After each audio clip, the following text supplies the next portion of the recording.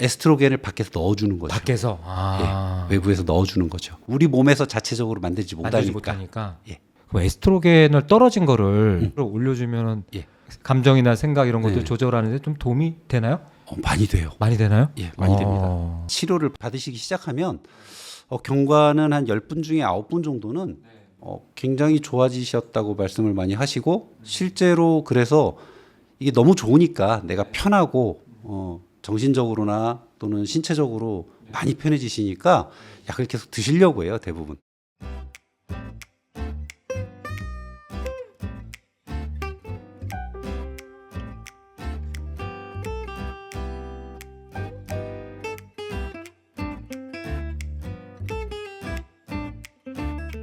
약 드시는 것 때문에 이제 고민하시는 경우가 약 부작용, 뭐 내성도 있을 수 있을 것 뭐 같고. 그런 게 이제 막 네. 걱정들을 많이 하세요. 네. 사람마다 이제 차이는 있는데 모든 이제 이런 약들의 특징은 먹고 나면은 끊었을 때 오히려 더 강하게 반대작용이 나타나기도 해요. 그래서 사실 저는 이제 환자분들한테 이렇게 말씀을 드려요. 꼭 힘들어서 약을 드셔야 된다면 굳이 피하지 말고 약을 드십시오.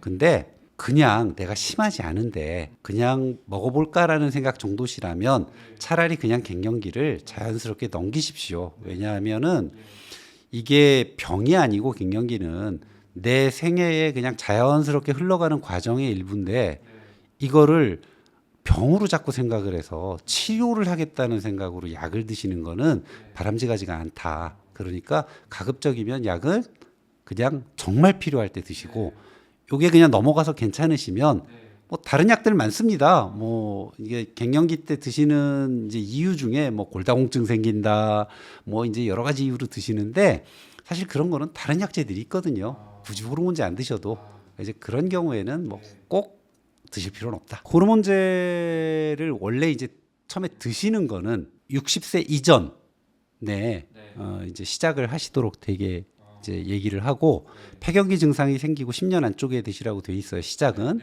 그리고 드시는 거는 딱 정해지지는 뭐 않았습니다만 보통 얘기하기로는 60세 이후에는 이제 서서히 끊으십시오라고 되게 얘기를 해요. 그럼 한 10년 정도 먹는 겁니까? 그러니까 만약에 내가 폐경기 증상이 좀 일찍 왔을 수도 있잖아요. 근데 되게 60세 이후 계속 드시는 거를 권장하지는 않아요. 그래서 끊는 거는 본인이 이제 어느 정도 내가 이제 증상이 좋아졌고 이제 괜찮을 것 같아라고 하면 끊으실 수는 있는데 아까 얘기한 것처럼 이제 반발이 올 수가 있거든요. 그러면 좀 더 이제 길게 가져갈 수는 있죠.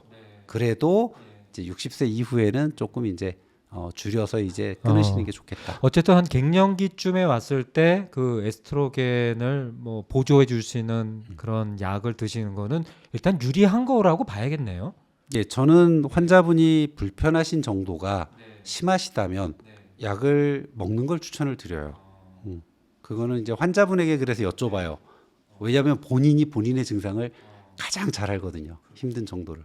폐경이 오기 전에 전조 증상 같은 게 있냐고 아. 여쭤보시네요. 저도 사실 좀 궁금했습니다. 이게 사람마다 다 달라요. 그래서 갱년기가 증상이 아예 없는 분도 있어요. 정말 아무 증상 없이 그냥 싹 넘어가시는 분들이 있어요. 나 폐경된지도 모르겠다. 그냥 생리 안 할 뿐이지 나는 아무렇지도 않아라고 해서 넘기는 분들도 있어요. 있고 어떤 분들은 정말 심하게 느끼시는 분들도 있어요. 호르몬 검사를 해서 에스트로겐이라든지 다른 이제 자극 호르몬들을 보고 판단을 하는데 이게 절대적인 기준은 아니에요. 왜냐하면 의외로 에스트로겐이 높아도 증상 오시는 분들도 있어요.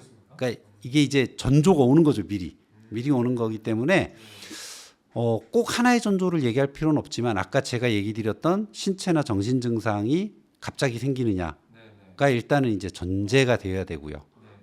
그게 아니더라도 내가 갑자기 변했다는 얘기를 들으면 누군가 가까운 사람이 좀 이상해. 너 좀 변한 것 같아라는 그런 사인이 올 때가 있어요. 그러면 한 번쯤은 그래? 그러면 본인의 월경력이라든지 이런 것도 한번 생각해 보시고 또 나이 내가 40대 후반 정도 됐다라는 나이가 있으면 내가 이거일 수도 있겠구나라고 한 번은 생각해 보실 수가 있을 것 같아요. 쭉 먹는 게 낫는지 아니면 끊었다가 뭐 다시 먹어도 되는지 아니 그러면 안 좋은지를 여쭤보셨네요. 아니요. 끊었다 드셔도 뭐 상관은 없습니다. 뭐 끊었다 먹었다 그래서 뭐 뭔가 다른 이상이 더 오는 건 없어요. 그래서 그냥 내가 어느 정도 많이 먹었기 때문에 증상도 좋아졌고 나는 한 1, 2년, 2, 3년 먹었는데 이제 끊어볼까 해서 이제 끊으셨다가 다시 시작하시는 분들도 있어요. 만약에 근데 또 너무 어려워 그러면 좀 더 길게 가셔도 괜찮습니다. 괜찮고요. 뭐 문제는 없습니다. 원장님 그거를 그냥 진통제 같다 생각해도 되나요? 그러면 아프면 아플 때 먹는다? 오히려 진통제보다 부작용 적습니다. 아 제가 그런가요? 예, 진통제는 아. 저 위궤양도 생기고 그럴 수 있는데 이건 뭐 그런 거 없습니다. 부작용이라기보다 이제 불편감이 약마다 또 틀려요. 사람마다. 똑같은 약을 드려도 어떤 분은 잘 드시고 어떤 분은 난 이거 좀 불편해요 그래요. 그럼 이제 저는 약을 바꿔드리거든요. 또는 꼭 먹는 약만 있는 게 아니에요. 붙이는 패치도 있고요. 스프레이처럼 뿌리시는 것도 있고요. 바르는 크림도 있고요. 환자분의 증상 상황에 따라서 또 건강 상태에 따라서 여러 가지 이용할 수 있어요. 약하고 건식의 차이는 약은 누구가 먹어도 똑같아요, 효과가. 그러니까 이 사람이 먹든 저 사람이 먹든 효과가 동일하게 나타나요. 그래서 그게 약인 거고 건식은 먹는 사람마다 반응이 좀 달라요. 어떤 분은 굉장히 증상이 좋아지시는 분도 있는데 똑같은 거 먹는데 어떤 분은 아무 효과 없는 분들도 있어요. 그래서 이제 건강식품하고 요거의 차이는 효과가 동일하지 않을 수 있다. 그러니까 그런 거를 드시게 될 때에는 약을 조금 자신에게 맞는 걸 찾아야 되실 수도 있어요. 일상에서 저는 어떤 도움을 좀 주면은 제가 이제 배우자로서 또는 예. 가족 구성으로서 어떤 방법이 있을까요? 폐경기 증상은 스트레스 상황하고 비슷하고 스트레스 상황이라는 게 결국은 이게 어떻게 보면 내 몸이 이렇게 약간 폭주를 하는 상황이에요. 그러니까 막 얼굴도 벌개지고 몸도 아프면서 그러니까 만성 스트레스 때 이제 고장도 나고 이러는 것처럼 그런 상황이란 말이에요. 이런 상황에 있는 사람 앞에서 쉽게 얘기해서 앞에서 까불면 얼마나 더 화가 나겠어요. 그렇죠? 까불면 안 되겠지. 내가 지금 막 흥분해 있고 막 몸도 지금 아프기도 하지만 정신적으로도 막 지금 스트레스풀한 상황인데 그 앞에서 주로 이제 제일 많이 접하는 사람은 결국 뭐 남편이거나 이제 아이들인데 그 앞에서 계속 그걸 이해를 못하고 계속 그런 스트레스를 더 주면 앞에서 약간 약도 올리고 좀 약간 서로 아니면 좀 다툼이 생기고 이렇게 싸우고 이러면 와이프 입장에서는 이제 정말로 이제 주체하기가 힘들 만큼 이제 더 힘든 상태로 빠지게 되잖아요. 이럴 때는 좀 이렇게 좀 따뜻하게 말도 좀 건네줄 수 있어야 되고 당신 요즘 이제 그런 증상이 있다는 걸 안다면 당신 요즘 힘들지 이렇게 말도 할 수 있어야 되고 또 이제 좀 일을 덜어주려고 노력을 해야 되고 근데 사실 제일 중요한 건 시간을 같이 보내는 거예요. 제가 보면 부부가 사실 시간 내기가 쉽지가 않습니다.